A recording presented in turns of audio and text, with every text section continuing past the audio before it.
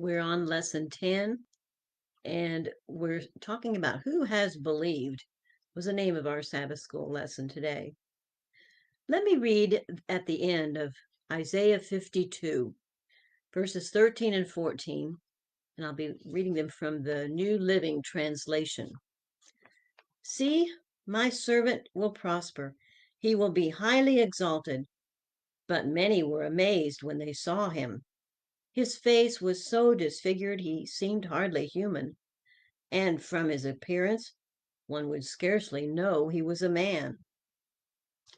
So we really are seeing a different servant in these verses today.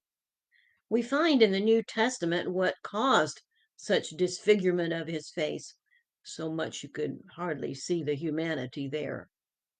Surely the beatings and the crown of thorns he wore at his crucifixion must have changed his appearance. But bearing the sins of the whole human race must have shown on his face too.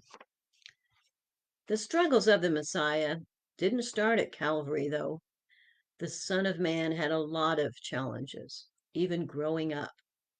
Listen to Isaiah 53, verses 2 and 3. My servant grew up in the Lord's presence like a tender green shoot, like a root in dry ground. There was nothing beautiful or majestic about his appearance, nothing to attract us to him. He was despised and rejected, a man of sorrows, acquainted with deepest grief. We turned our backs on him and looked the other way. He was despised, and we did not care.